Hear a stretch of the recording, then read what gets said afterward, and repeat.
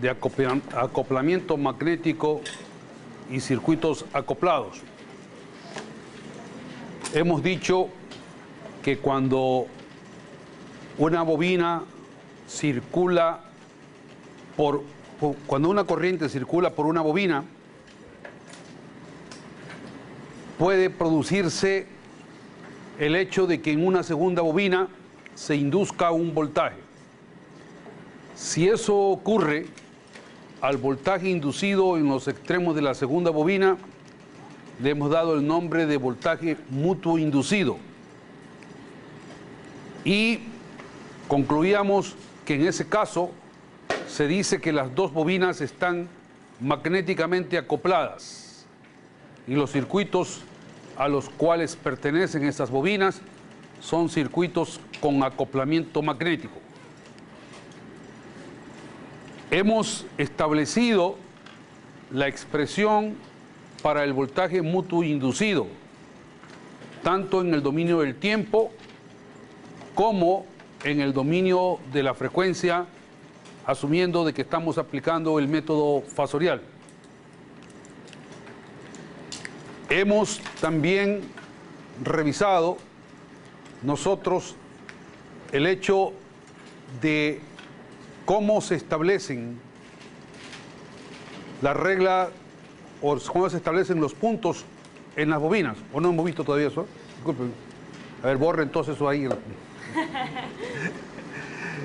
No, hemos establecido de que existe el voltaje mutuo inducido, pero no hemos hablado de la polaridad del voltaje mutuo inducido. Vamos en esta clase a hablar de la polaridad del voltaje mutuo inducido. La polaridad del voltaje mutuo inducido hoy en día se la establece de acuerdo a una regla conocida con el nombre de regla de las marcas o regla de los puntos. En unos libros las encontrarán como regla de las marcas, en otros libros como regla de los puntos. Esa regla vamos a poder nosotros revisar. Tiene dos partes. En la primera parte nos dice cómo poner las marcas en las bobinas. Y en la segunda parte nos habla de qué es lo que ocurre cuando al efectuar las conexiones externas a las bobinas, las corrientes entran por las respectivas bobinas de diversas maneras. La primera parte, lo que tiene relación a la colocación de las marcas en las bobinas, está basada en una experiencia realizada por el científico alemán Lenz. Lenz hizo una experiencia en su laboratorio para determinar la polaridad del voltaje mutuo inducido. Antes de presentar a la regla de las marcas, vamos a revisar la experiencia de Lenz. Veamos en qué consiste esa experiencia.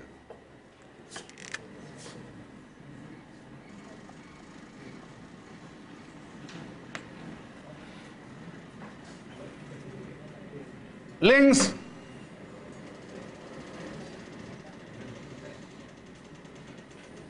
acopló a dos bobinas a través de un núcleo.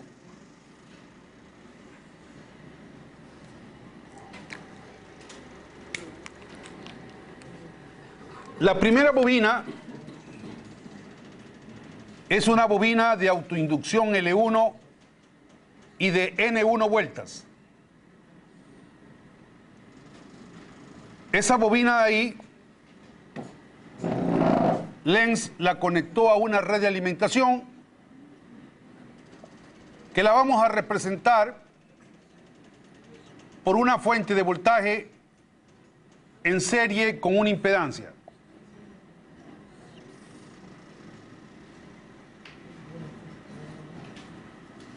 Llamemos Z sub G a la impedancia y B sub G al valor de la fuente de alimentación. La segunda bobina de autoinducción L2 y de N2 vueltas fue conectada a una carga a través de un interruptor.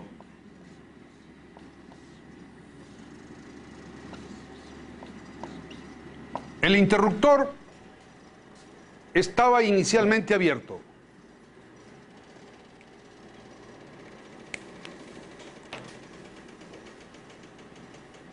Al estar esta bobina conectada a esta red de alimentación, a través de esa bobina va a circular una corriente. Corriente que le vamos a llamar I sub 1. Esa corriente crea un flujo. El flujo Phi sub 1, creado en la bobina 1. Parte del cual retorna por el aire sin alcanzar a enlazarse con la segunda bobina. Es el flujo de dispersión o flujo de pérdidas. Otra parte del flujo, que es el que nos interesa en este momento, alcanza a enlazarse con la segunda bobina. Es el flujo de enlace o flujo mutuo. El flujo creado en la bobina 1 tiene una dirección y la dirección de ese flujo la establecemos nosotros recurriendo a la regla de la mano derecha. Tenemos esta parte del núcleo. Vamos a hablarle de esta pierna del núcleo. Sobre esa pierna está construida la bobina 1. La regla de la mano derecha nos dice que con la palma de la mano nosotros envolvamos al núcleo siguiendo el sentido del devanado y respetando la dirección por la cual entra la corriente.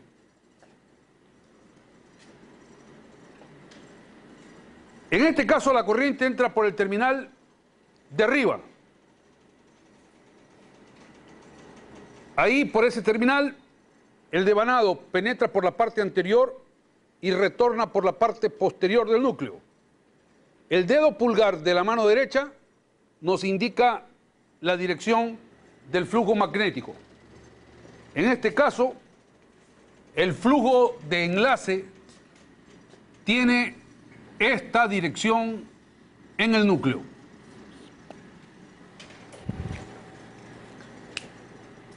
Decíamos que el interruptor está inicialmente abierto.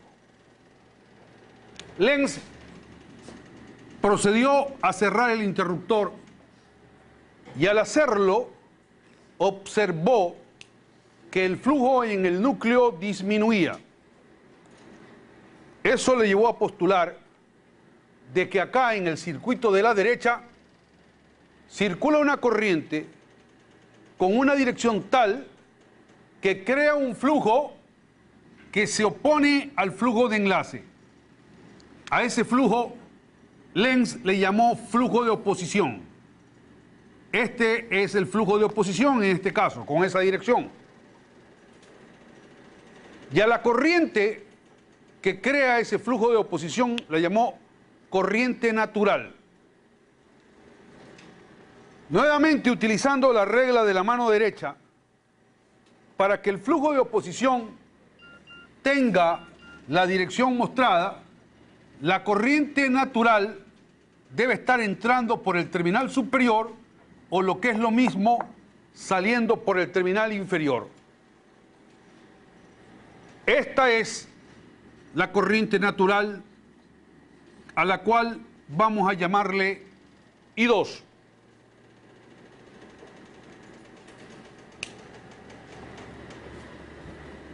¿Cuál es la causa para que esa corriente se establezca en el circuito de la derecha?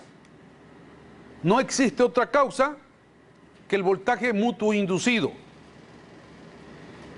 Por esa razón, Lenz concluyó que el voltaje mutuo inducido debe actuar como fuente para la corriente natural. Y por tanto, la corriente natural debe circular de menos a más a través de ese voltaje. Como ya se ha establecido la dirección de la corriente natural, entonces podemos proceder a marcar la polaridad del voltaje mutuo inducido. B2. Voltaje mutuo inducido, que de acuerdo a lo que vimos en la clase pasada, es igual a N2 por dφ1,2 a dt. O, considerando que el flujo φ1,2 es creado por la corriente I1, decíamos que este voltaje mutuo inducido debe ser proporcional a la variación de la corriente I1 con respecto al tiempo. Y en efecto escribíamos que V2 es igual a M por dI1 a dt, en donde M, la constante de proporcionalidad, le llamamos coeficiente de inducción mutua entre las dos bobinas o simplemente inductancia mutua. Hoy en día, la polaridad del voltaje mutuo inducido se la establece siguiendo una regla conocida con el nombre de regla de las marcas o regla de los puntos. Pero en la primera parte de la regla de las marcas, en donde se señalan cómo se deben ubicar las marcas, nosotros nos vamos a remitir a la experiencia de Lenz.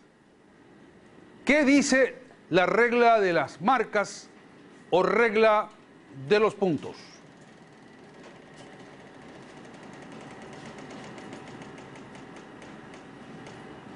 Regla de las marcas o regla de los puntos para la determinación de la polaridad del voltaje mutuo inducido.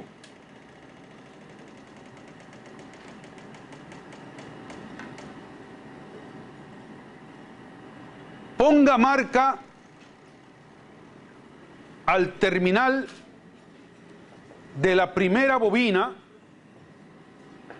ponga marca al terminal de la primera bobina por donde supuestamente entra la corriente de alimentación, por donde supuestamente entra la corriente de alimentación.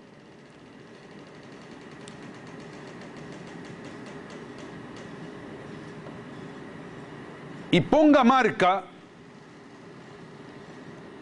al terminal de la segunda bobina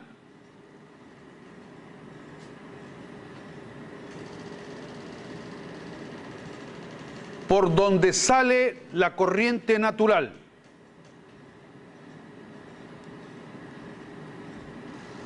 Y ponga marca al terminal de la segunda bobina por donde sale la corriente natural.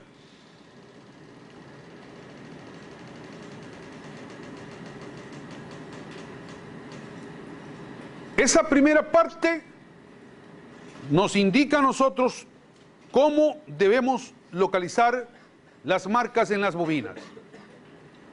La segunda parte de la regla de las marcas hace un análisis de las posibles conexiones que se pueden hacer en los terminales de las bobinas. Y de acuerdo a esas conexiones, nosotros sacamos las conclusiones del caso. La segunda parte dice lo siguiente: si al efectuar las conexiones externas a las bobinas, si al efectuar las conexiones externas a las bobinas se da el caso que las corrientes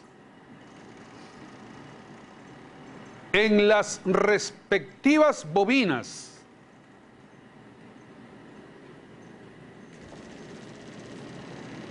están entrando por terminales marcados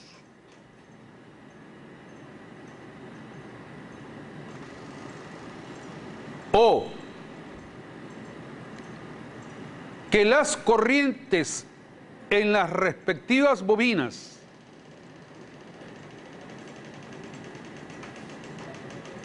están entrando por terminales sin marcas,